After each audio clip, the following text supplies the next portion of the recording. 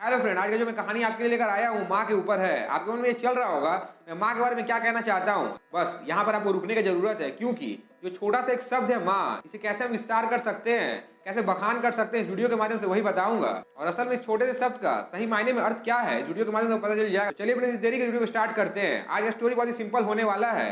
एक 5 साल के बच्चे के बारे में कहानी है, जो अपने माँ से बहुत प्रेम करता है। इतना प्रेम करता है कि अपने माँ के बिना वो रह नहीं पाएगा।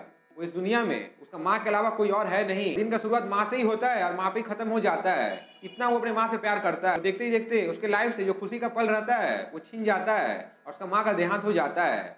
वो दुखी रहने लगता है, वो बहुत ही मायूस रहने लगता है, क्योंकि उससे 5 साल का बच्चा है। उसका दिमाग काम करता नहीं है कि वो क्या करे। उस लड़के के पिता को ये देखा जाता नहीं है।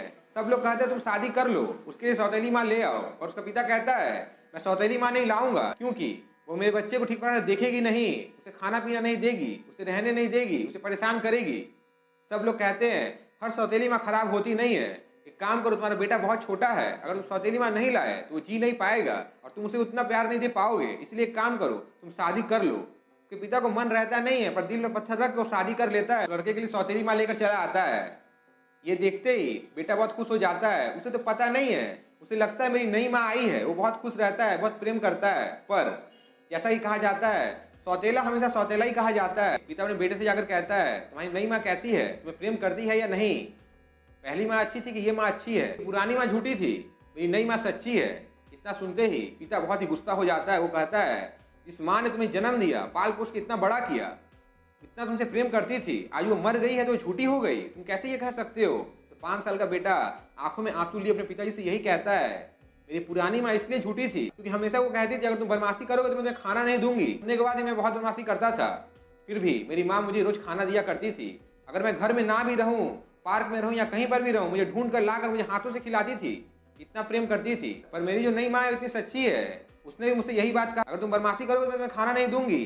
मैंने बदमाशी किया, आज सारा दिन मैं कुछ खाया नहीं हूँ, शाम हो गया है, भूख से तड़प रहा, क्योंकि मुझे पता है अगर मैं कुछ ही बोलूंगा तो मुझे मार पड़ेगा। इतना सुनते उसका पिता रोने लगता है और उसको गले से लगा लेता है और कहता है बेटा तुम चिंता मत करो, तुम्हारा पूरा देखभाल मैं करूंगा। तुम्हें माँ से कुछ कहने की जरूरत नहीं है, तुम्हें जो भी लगेगा तुम मुझसे कहना, तुम्हें जो चाहिए मैं तुम्हें दूंगा, तुम टेंशन मत लो। स्वयं उसका पिता खाना लाकर उस बच्चे को अपने हाथों से खिलाता है। ठीक इसके बाद वो अपनी पत्नी के पास जाता और कहता है तुमने खाना खा लिया, मेरा छोटा सा बच्चा खाना खाया है या नहीं।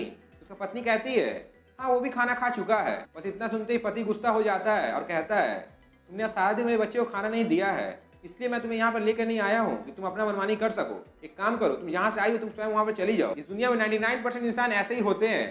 देखने में तो आपको लगेंगे बहुत अच्छा है, बहुत प्यारा है, पर जब उनके साथ आप रहने लगिएगा, टाइम स्पेंड करने लगिएगा, तब आपको समझ में आएगा असल में वो इंसान कैसा है। इसीलिए मैं आपको ये कहना चाहता हूँ अपने आप को इस प्रकार से इस दायरे में रखिए कि कोई भी आपको चीट कर ना सके, क्योंकि आपके पास उतना समय नहीं है कि हर काम का कर सके। इसीलिए मैं आपको ये कहना चाहता हूँ टेंशन लेने की जरूरत नहीं है, अपने काम को इस प्रकार से करना है। समझ लीजिए आप एक सेवक है जो सेवा करने के लिए इस दुनिया में आए हैं।